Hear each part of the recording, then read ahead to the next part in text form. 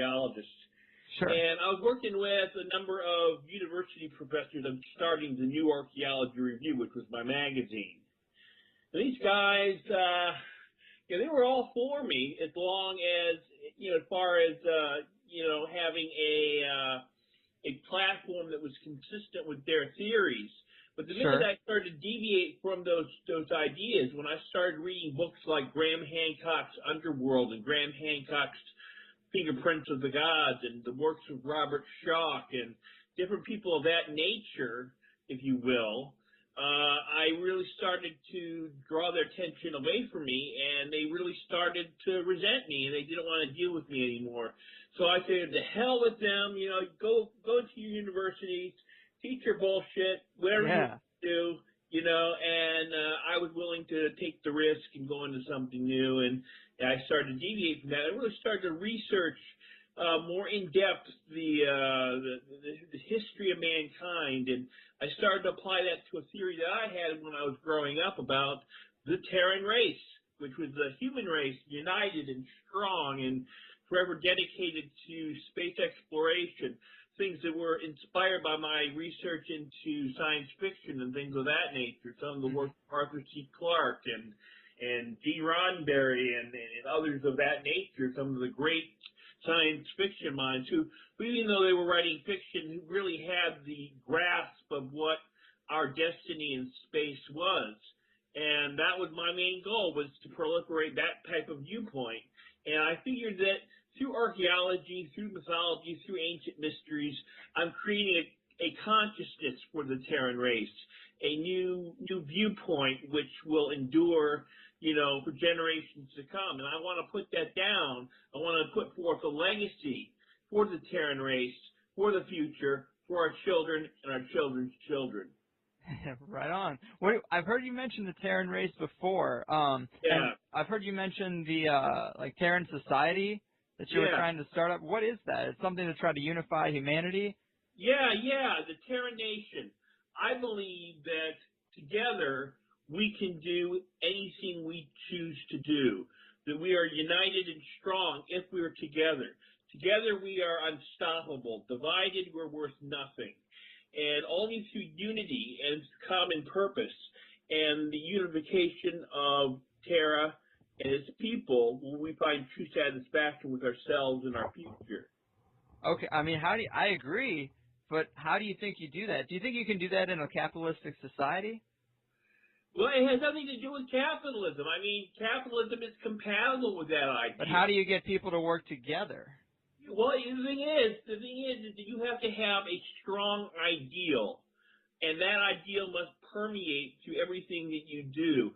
Very much like how religion in the Middle Ages transformed European society. Now, they did it for the wrong reasons, and it did it in a very negative format. I hear that. A very negative way, obviously, witch burnings and massacres and everything that was indicative of the Middle Ages.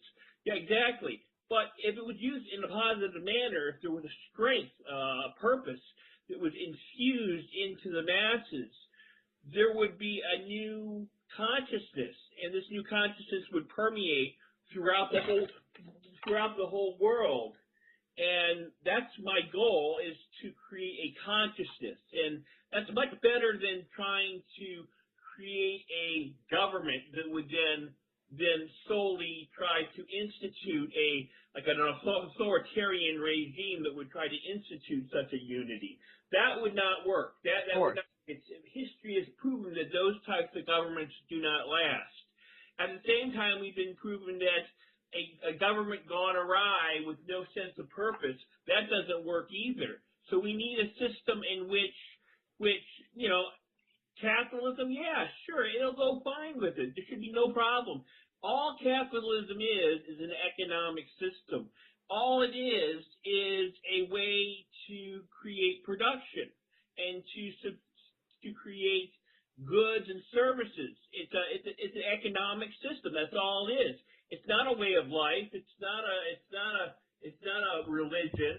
So it's definitely compatible with anything that I've put forth. I mean, that's fair, but some people say that Well, Well, some people say that certain countries are put against each other to, via war or other means to stimulate economies. And if we could really bypass that, like, for example, I don't know if you've heard of the Venus Project or resource-based economy, but those are economic structures as well, but they seem to fit in better with a unified humanity. Yeah, they seem to put that idea forward more. I don't know if you like, what is I don't want to discount any form of free enterprise because, that's very dear to a lot of people. And if you come forth, you got to understand this way. If I came down forth tomorrow and got up there in front of a bunch of people and said, I'm going to put a new economic system and I'm going to get rid of the free enterprise system forever. Oh, people would, their brains would fall. Tons of people coming down on you, and they're going to say, "Oh, he's a communist, he's a socialist, he's an Obama lover, whatever they want to call me." Right. So, it's not going to work that way. You have to be middle ground when you deal with things which are very true to people. That's why you have to accommodate certain things which you don't really want to accommodate, but if you're going to compromise, you have to be diplomatic about it, and you have to compromise in a way that will bring in people and not alienate them. You kind of see what I'm saying? Yeah, I gotcha. That's fair. When it comes to these ancient stories, these ancient, I guess they'd be inconsistencies from what conventional history tells us. In the conspiracy world, you got a widely accepted belief that there is a group of people, a small group of people that knows the true history and has systematically stamped out other groups' historical records and writings so they could kind of rewrite history to best suit their biggest brainwashing program at the time, which you mentioned was Christianity. But from your research, do you see any evidence that, these new discoveries that contradict traditional models are out there? And do you think that the resistance to accept that is part of that conditioning? Or do you think it's just, people are just afraid of change? Do you think it's that simple, or is it more? It is that simple. I mean, it is? You look at any type of, you look at history, and it is replete with examples of people who are resistant to change. But you see, that creates more than just resistance. It creates a core of resistance, and that core of resistance becomes in itself its own conspiracy. And because of that, it begins to develop tentacles. And these tentacles go into every facet of government and society and religion, and they are the ones that are creating the conspiracy because they're resistant to that change. They don't want to see their beloved ideals, their religion, their politics to be destroyed. I don't think that there's one small specific group out there that is plotting, to overthrow any form of change. I don't think there's any. I mean, I don't believe in the idea of the Illuminati. I don't believe in the idea of the worldwide Jewish conspiracy, which in the early 20th century was a big thing in Nazi Germany and so forth and so on. But what I do think that this resistance is developing its own conspiracy in its own right. And that is something which needs to be fought. It's called the paradigm. And this paradigm must be eliminated at whatever cost, because it is destroying a possible future which could really change and alter the destiny of mankind. And they're just totally undermining that possibility through their resistance to this new truth that's arising with many people all around the world, this new awareness and this new desire to see change put forth. Well, that's where it gets difficult to know exactly who and what to believe, because we know that the government has lied to us. And we know, so that's an automatic. So then you get, like, in terms of, human history, let's say, they think it's only so many thousand years old, and then you got other people who say they see water erosion marks on the Sphinx, and then they see underground ruins, or not underground, well, underground too, but underwater ruins, like the Graham Hancock book. And it leads I believe all that. How deep does it go? Because then you got people like Andy Bisagio, who's going around giving lectures saying that he's involved in jump room programs to Mars, and it's like, you can't believe the government, but it opens it up. The Pandora's box is open to all these things, and I'm hoping you can help me cut through some of that, at least in terms of sure. Human history. As far as what you would consider unusual claims that challenge the paradigm, and then really insane ideas like Bigfoot is living in the White House. All right, wow. There's what you would call really ingenious ideas like Rob Schoch's evaluation of the Sphinx, John Anthony West's evaluation of ancient Europe. Ancient Egypt rather. That is very significant. But when you get to the thing where some guy calls up on Coast to Coast and says, "I just came from the other side of the moon," right? Well, maybe. Anything is possible. But you turn your back and you're kind of laughing. So right. There's what you would call the insane ideas, and then the really noble attempts to establish a new paradigm. And you really have to sift through that. But that's where science comes in. Even if science is diluted to a point where it's not rigid, it's not full of skeptics who just debunk everything that comes along. But if you can keep a balance in the process of science, then you have something that's significant, because science is a self-correcting philosophy. If you open the doors properly, okay, then you have a system where if it doesn't amount to the evidence, then that just goes to the wayside. But the insidious thing with the paradigm is you can have that evidence and you can have that proof, but it's not good enough.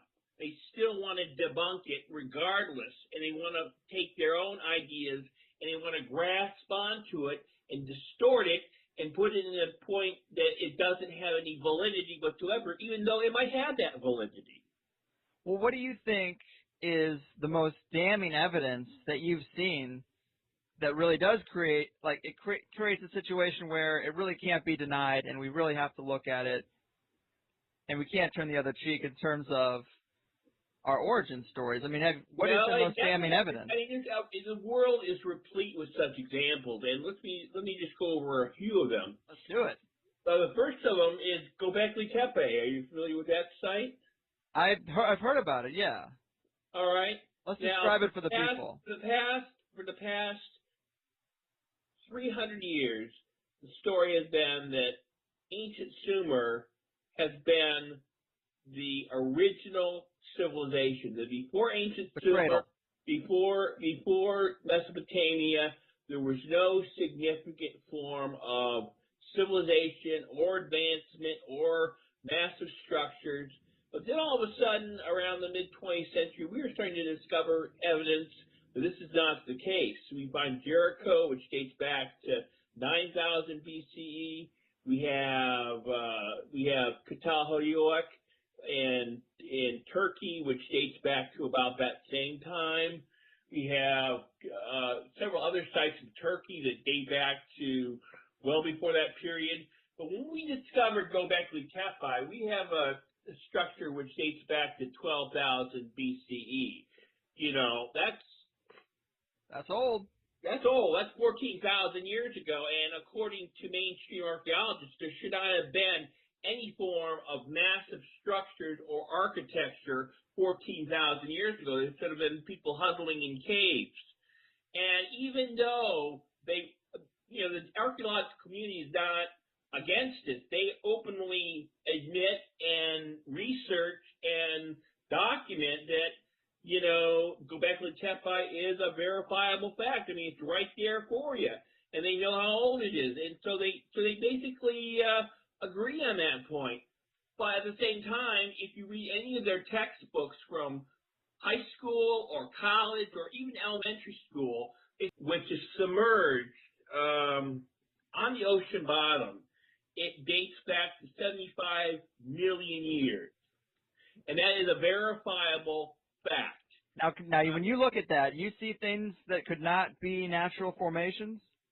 Well, that's the thing, it hasn't been studied well enough quite yet to come to that conclusion. There are anomalies, but there's no definite conclusion yet whether there's anything unnatural.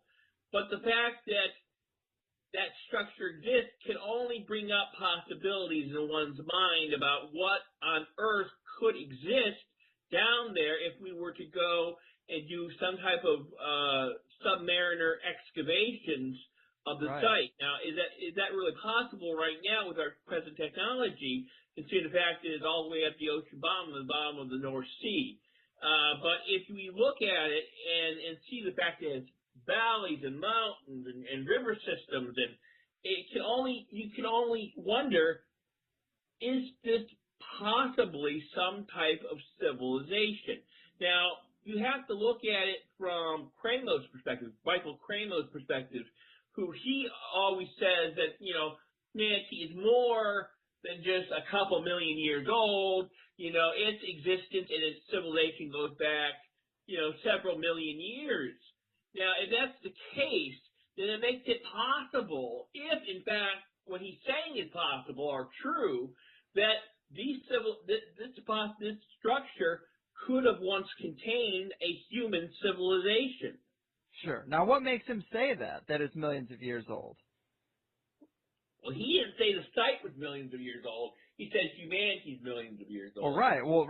But what makes him think that? He says that because he believes, from examining such sources as the Sanskrit writings of India, from evidence that he finds in the fossil record of anatomical modern humans dating back to 60 million BC or even greater, that there's much physical evidence in the archaeological record to assume that. Now, these are anomalies, but nevertheless, they have been confirmed. And if you read his book, Forbidden Archaeology, it says it right there that, in fact, you read it's a brilliant book, and it's filled with page after page after page of lists and cataloging of anomalies of ancient prehistoric remains of humans that date back more so than they were supposed to have existed originally, which is around the 5 million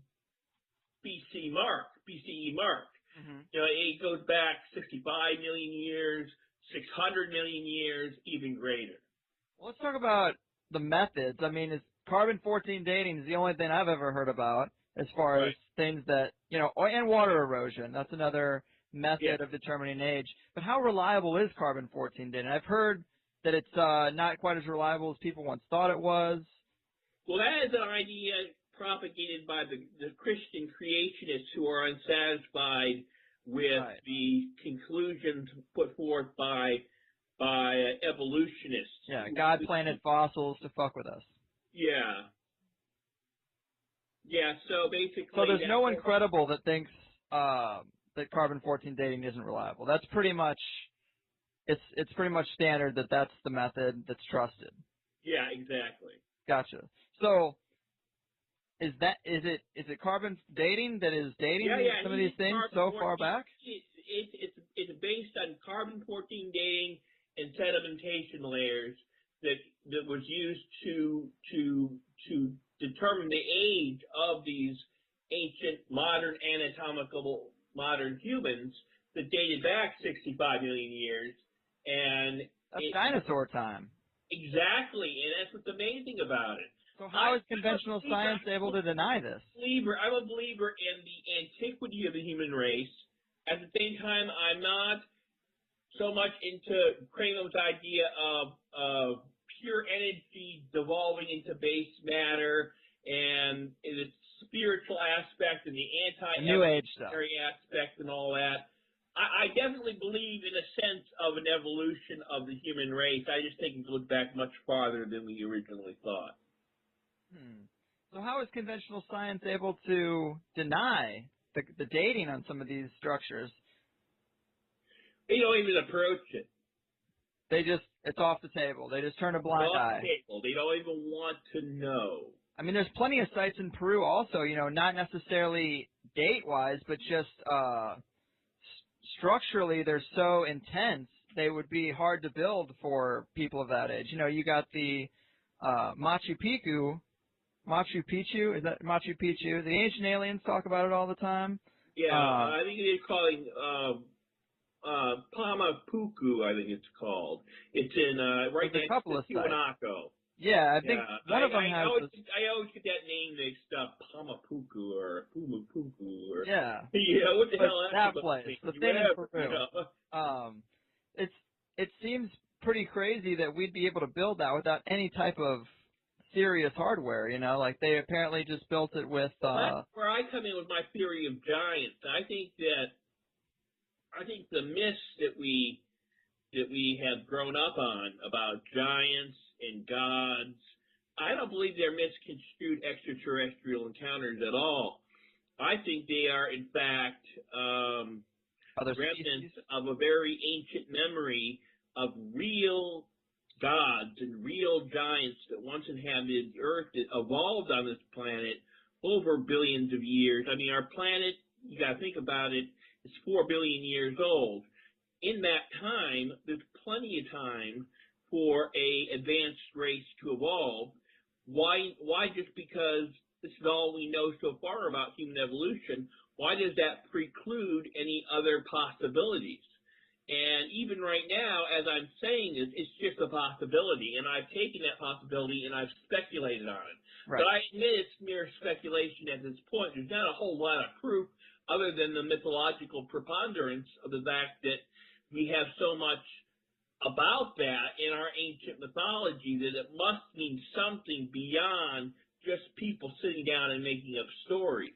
Right. Well, now I did see a giant skeleton that was going around on the internet, pictures of it from Peru, or a dig in Peru, I believe. But then I heard that was considered a hoax. Here we go back to our conspiracy theory. All right. I think it's where I feel at home. Okay, great. You know, how do we know that the picture, which was faked, isn't in itself part of that conspiracy? How do we know that the reports themselves could be verified, and if it's the matter of the people finding them that don't want the word to get out, they're fabricating these hoax, these fake pictures to cause misinformation? Now, that's not the first time the government on this planet would do something of that nature. Not at all. Not at all. So why do we have to immediately assume that there's nothing to these reports?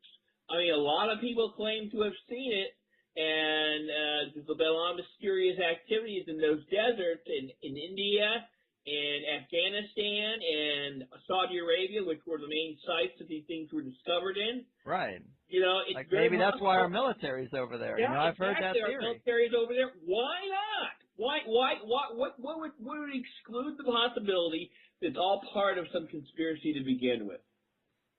It's tough to know. It is tough to know.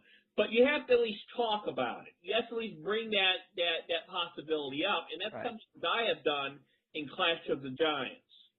Okay. Which is my next book that's coming after Forgotten Worlds. The one after that is Wrath of the Dragons, which is a book which looks at the legends and the myths of dragons. And they are everywhere, and like almost every ancient culture. And we're told these cultures didn't communicate. As some sort of dragon myth. They've shadowed the dreams of everybody from Scandinavia to India to China and into the New World. So, you know... now, is that a dinosaur? Is that the manifestation of... Well, I personally think it's something else. Okay. I think it's what are your views? To a dragon than it is to a dinosaur. Well, are we talking, you know, just like, are we talking fire-breathing dragons? Are we talking flying dragons? Exactly. Pterodactyls that breathe fire? Well, what makes you think that dragons are real, outside of the idea that they weren't all these myths, with it, which is a huge mystery in itself? But is there any evidence to support the idea that we lived at a time of dragons? Well, the historical references, I mean, there is numerous historical references all through the ancient accounts, all the way from Herodotus to Marco Polo to, I mean, the historical references are replete. And then you have in medieval Europe, numerous historical accounts of dragons being seen throughout there. Now, I basically think that dragons are not really dinosaurs. They're not part of the traditional dinosaur species. I think they're related to dinosaurs, and I think they're a separate species, a separate line. Now, there were a group of dragon-like creatures that existed prior to the emergence of dinosaurs in the age before that, which is I believe it was the Triassic, prior to the Triassic period, the Triassic epoch of prehistory. And there was a mass extinction which wiped out most of these large reptiles. Now, the interesting thing is that I think that these creatures, these dragons, survived that period and survived the mass extinction of 65 million BCE rather, as I usually use the term, and survived that mass extinction, and in fact continued onwards through the historical period. Now, Carol Fontaine from Andover University, she's a professor of Hebrew scriptures, and she made presented the idea that it's a possibility that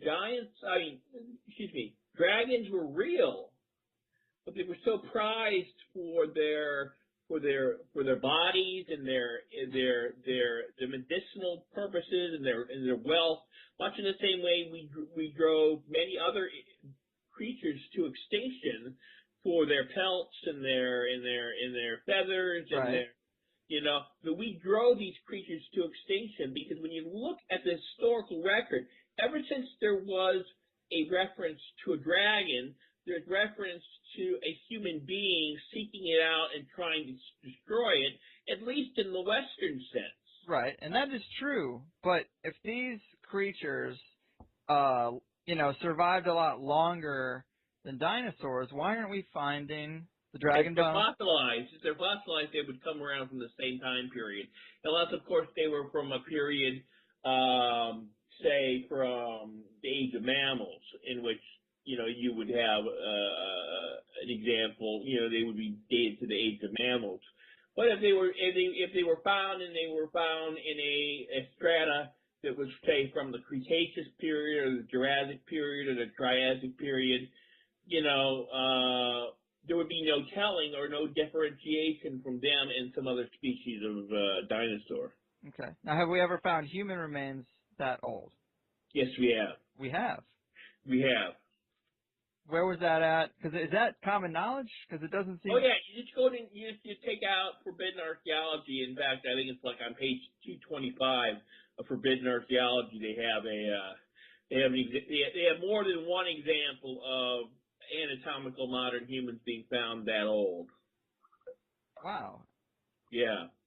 Walk us through, because we're all over the map here, walk us through what you think the history of man looks like. Okay, basically, I think... Are there many rises and falls, technology-wise? The whole history of mankind has been punctuated by rises and falls, mass extinctions, periods of great civilization and sophistication, and in periods of great darkness and less technology, and it takes a long time to build up to get back to that technology. This is said again, and you have to understand where I'm coming from. I'm very much a mythologist, more so than an archaeologist. Gotcha. But there is examples in the Kali Yugas of ancient India, in the popular Mayan calendar, in which the end of the world was to happen at the end of this year. You have the calendar of Berosus, a 6th century BC Babylonian priest who wrote the history of mankind dating back 100,000 years. 100,000 years. So you have a rich treasure trove of beliefs and ideas which state that mankind, and indeed civilization itself, is part of a massive roller coaster of history, going with peaks and valleys up and down over long periods of time, rather than just one, caveman at the bottom and a straight line graph with mankind at the top as the pinnacle of evolutionary success. You have to look at it from a cyclical standpoint, and that's a very ancient standpoint. We lost that sense of cyclical history over a period of time, and that's basically how I think the whole breadth of human history is structured on a cyclical level. Right. I mean, I kind of put that in the same category as people who thought the Earth was the center of the universe and this and that. It's also the same thought that we are the first and only rise of man. It's kind of the same thing. So I totally understand, totally accept that there could have been many other rises and falls. And when I connect that to the conspiracy, I think if that were to happen today, if we had a huge cataclysm and 95% of the population was wiped out, who would survive? It would probably be those elites that have the resources to protect themselves in that time. And if they were to rebuild the planet, they could warp any current history stories or anything and raise their own children to believe whatever they wanted them to, and they could restructure society as they saw fit. So when you look at some of these old writings and how they've kind of been altered through the translation, it's kind of funny because I could see the secular nature of that happening. Well, it's not only that. I mean, we know it already from right out of the mouth of the babes, so to speak, out of the mouth of the mainstream archaeologists, the mainstream anthropologists. We already know from their perspective that this has already happened and has been recorded in our genetics. About 100,000 years ago, there was a cataclysm on Earth that wiped out nearly every human being on the planet, save about 100 to 50 people. Wow. Now, the way we know this is it's what's called a bottleneck. And to explain this, basically, Neanderthals had a genetic diversity level of about 13%, the highest among all hominids. Now, chimpanzees have about an 11% diversity level. Now, we have about a 1%.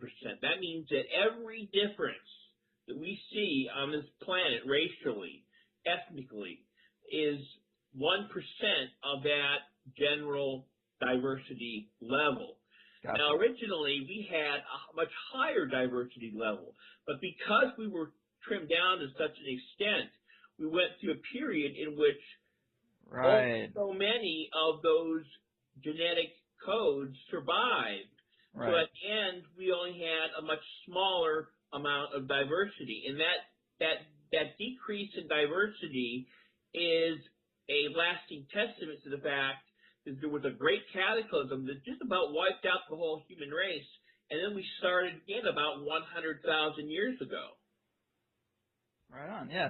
Think about how great a diversity. If you think of all the genetic differences are in 1% now, I mean, think about 13%. You could be talking about giants then. Yeah, exactly. And I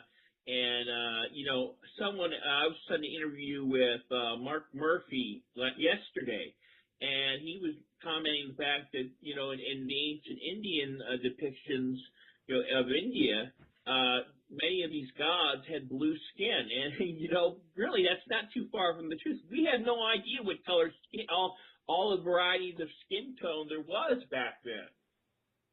I mean, for all we know, there could be purple with pink polka dots. That's it's probably thought. not. Right. But just to say that, we don't know. We don't know what all there was back then. There could have been individuals with hair all over their bodies, as there are in some circumstances today. Well, how do you feel about, so you think instead of the ancient aliens theory, you think that there was just such crazy biodiversity here on the planet with different races of hominids that were natural to Earth? Yeah. Are they at different technology levels? Are they interacting with each other? Levels. Then why not? Why not? I mean, look at our own civilization. There are examples of people on this planet who still live extremely primitive lives, extremely primitive levels of existence. And then you have New York City, which is probably the pinnacle of technological sophistication on this planet. So we have already in our own societies enormous changes and alterations over the geography of the world with different levels of technology. So it would not be too far from the truth to say that, that at one time there was very advanced beings on this planet that had great levels of technological sophistication, and there were other people who had rather primitive levels of sophistication, and it was those rather primitive people who maybe we descended from and brought back tales of those peoples, those more sophisticated lands, those more sophisticated civilizations and beings, and called them gods, called them giants, and created the myth of Atlantis and so forth and so on. But I do believe in UFOs. I do believe in ancient aliens. I believe that ancient aliens did in fact contact us. I think they had a play in how the destiny of the world unfolded. But I don't believe they were coming to this planet and imbuing our civilization with civilization. I don't believe that they gave us technology. I think there was already plenty of technology already on this planet when they arrived. They just merely interacted with the existing hierarchy that already existed on this planet. Okay. What do you think of Atlantis? What do you think Atlantis was? Do you think it was... There were many lost civilizations and many cultures in Atlantis-like structures and cultures and civilizations. I think that Atlantis is not a unique phenomenon. I think it existed on a global scale in many areas. And it's also a possibility I also have to admit that there's also the possibility that it was in fact a metaphor for a much greater civilization that once existed globally on this planet and was all wiped out in a great cataclysm, probably the Great Flood. Well, now, where is the first mentionings of Atlantis, and what exactly are they saying about it? How do we determine that it's not a myth, or that it's not fiction? There's got to be something to it. When you think about it, the fact that this is not just Plato's account. Skeptics like to hammer on the fact that it was just Plato who mentioned it. That's all. They'll say that. They'll say it was just Plato who described it. There are no other sources. There are no other corroborating sources about Atlantis. But if you look at my book, if you read my book, Forgotten World, contains hundreds of examples of ancient accounts that date back 10,000 years in the most ancient writings, the most ancient oral traditions of Atlantis-like civilizations, whether it is Boroto in the Fijian Islands, or whether it's Helike in the ancient Greece, or whether it's Isa in the North Atlantic, or Sewell, or any of those other civilizations that have been rumored to exist. Lemuria is another perfect example. Right, I've heard that there one. There are hundreds of examples of a lost civilization destroyed by a flood or other cataclysm. And it predominates through nearly every culture on the planet. Every culture on the planet has at least one reference to a lost civilization that was destroyed in the Great Cataclysm. Our own Bible has the perfect example of that. There was an antediluvian civilization that was destroyed in the Great Flood, and that is just one single example. I mean, even Mesopotamia has their own. Right. Well, here's another thing. What do you think about the Great Pyramids? Because I've heard everything from the idea that there was some type of tool to achieve enlightenment and they worked on energy centers in the body, to the idea that there was some type of energy generators. Why can't we nail this down, Pat? I'm not an expert on the Great Pyramid, but I think that there's a big possibility that there's much more to the history and the origins of the Great Pyramid than Mr. Zahi Hawass tended believe before he was ousted. And they keep the pyramids very under wraps and the tight They security. Why, you would think that the natural wonder of humanity would be able to explore these things, and there'd be no problems with finding out radically different ideas. There again is the resistance, and the resistance that evolves into its own conspiracy, and that's a perfect example of how that happens.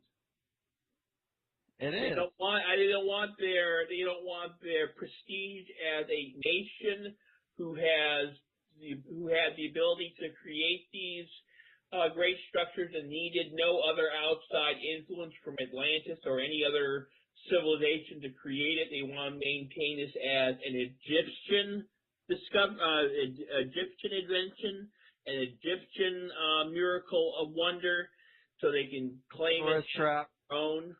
And also, it interferes with the long-held beliefs of modern Egyptologists.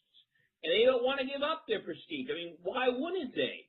I mean, if someone came to you and said, if I came to you and said, the higher side is full of shit. I'd say you're probably right most of the time.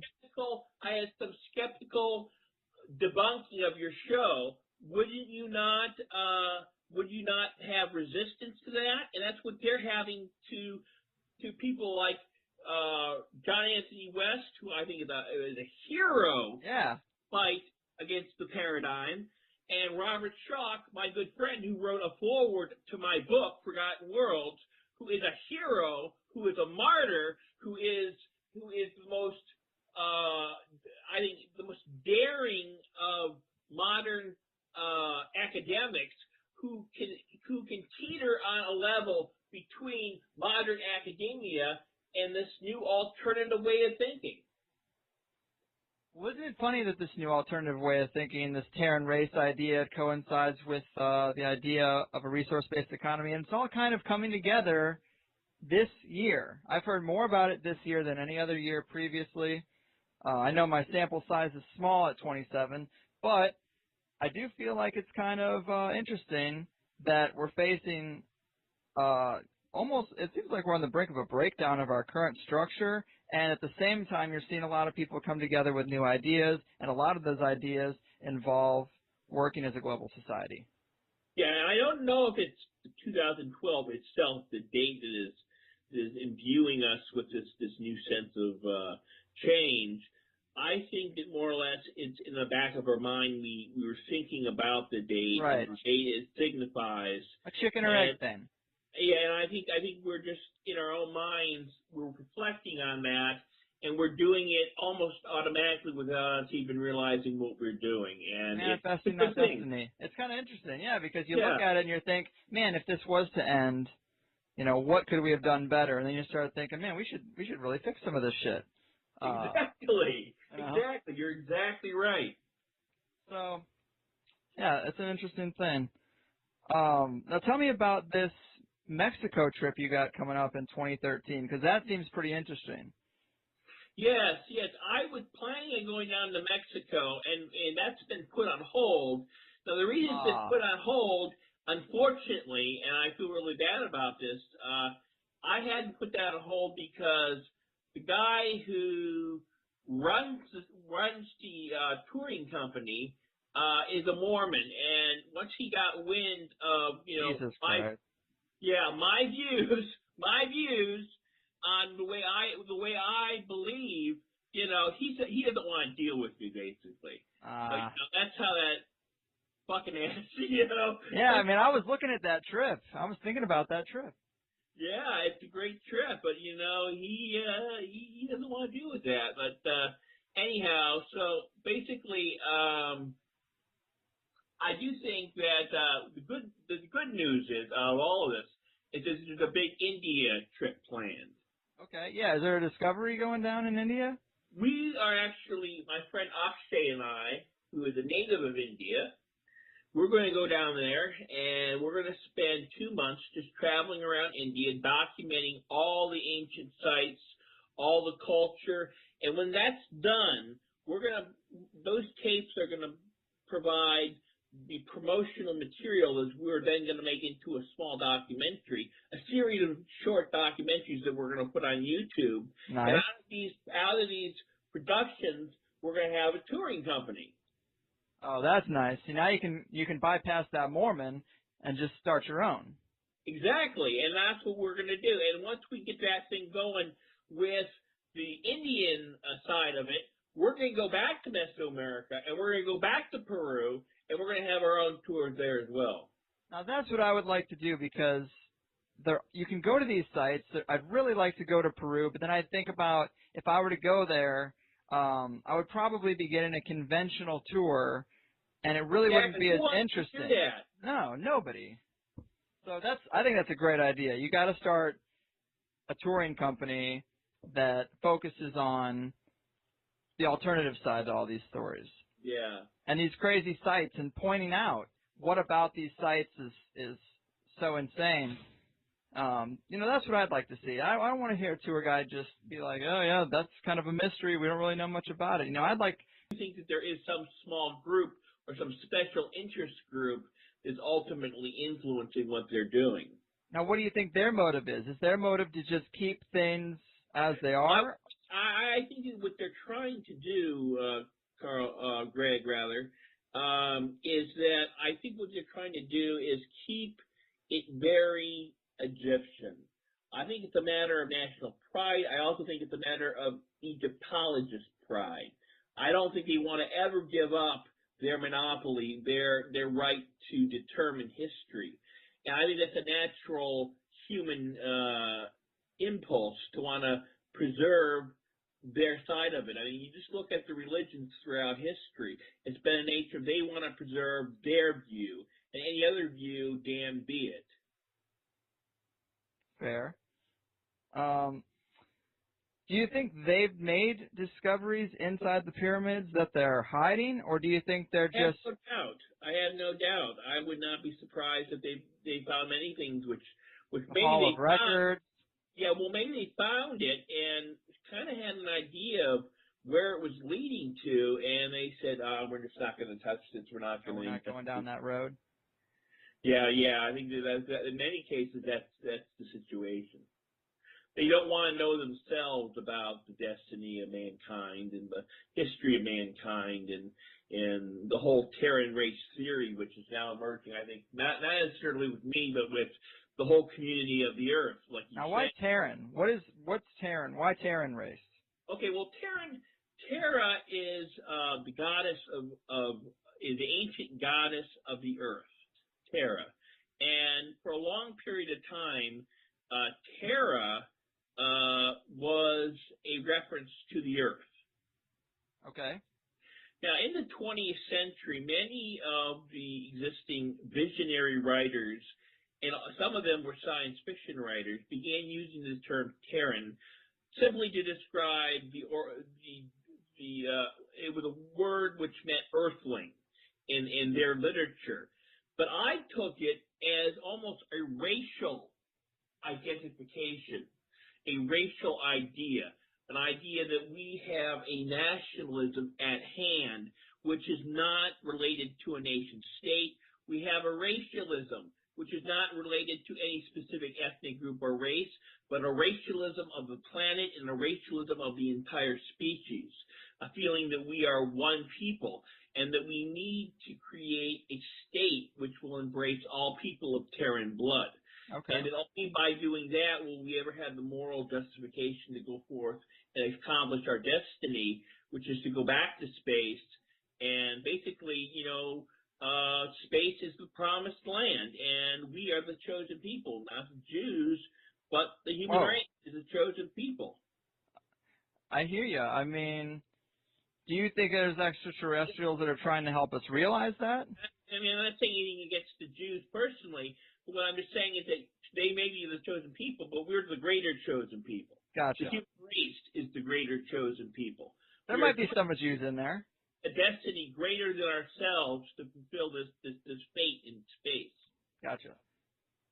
Do you think there are extraterrestrials that are they trying to nudge us along to teach us this? I think that through crop circles or through other means, or do you... I don't think it's through crop circles. I think crop circles are probably some type of identification of that alien intelligence. But I think that like a cattle prod. yeah, like a cattle prod. But I think that you have examples of are being monitored by extraterrestrials. Perhaps they see the potential in us and want us to continue on that great cosmic path, which I think was put forth by the Creator a very long time ago. I've seen some really interesting stuff on crop circles, and I love the idea of crop circles being real, but just recently, I don't know if you saw this, it really didn't make much of a splash in the conspiracy sense, but it was a guy who, with snowshoes, made all these super intricate crop circles. The thing about that is there are very true examples of faked crop circles, and they're very prevalent throughout the whole example of crop circles. But the interesting thing is that there are many more examples of inexplicable and unexplained crop circles. What makes them unexplained? Well, some of the more intricate crop circles, and in fact, there's certain areas where the wheat seems to be burned or cindered, and there are examples of odd things going out inside the crop circles themselves, like cell phones are not working, and weird radiation, and odd feelings, and people having erections when they walk into the crop circle. Yeah, so. There's definitely something strange going on there, which hints that they're real. I can't really say for certain because I would rather let an expert who has studied this more in depth than myself say that. But I would assume that there's something more to crop circles than just a bunch of guys going out with snowshoes trying to make a funny design crops. I would hope so, because they tie into New Age stuff. The New Age conspiracy a lot, in that they say that their sacred geometry, fourth dimensional geometry on a two-dimensional plane to create a three-dimensional image is supposed to affect our consciousness in some type of positive way, make us vibrate and be all happy and want to get along. That's what a lot of the New Age people kind of push out, and it's a good idea. It sounds cool, but I don't necessarily see how it would work. But, I like the idea that there's an alien race out there trying to nudge us in the right direction, because I really do think we're stuck. Yeah, that's why we have to get off this planet. We're only going to achieve our full potential once we're a multiplanetary, multistellar species. And that should be our primary objective right now. People often say, oh, we can't do that. We're just going to trash the galaxy and make problems, and we're just going to make all the problems in space that we make on Earth. That's why before we do this, we need to be damn sure that we're going to make change on this planet. Once we make that change, then we will have the moral justification to go forward and pursue our destiny. But Amen. It is our destiny, and we must fulfill it. Now, I got one more question for you, because we're coming up on the hour, but you've seen the work that Richard Hoagland's done on the moon, not the moon, well, the moon too, Mars. But mainly Mars. The face on Mars, Sidonia, the pyramid shapes on Mars. What do you think about that? I think it's a fascinating possibility, and I'd love to research it more, maybe make a book out of it. Is that coming after the Dragons? It could be. Is that how we got here? On Dragonback? Yeah. Write that book. It's our Dragonheart. Right. Dragonheart, yeah. We'll have Sean Connery speaking for us as well.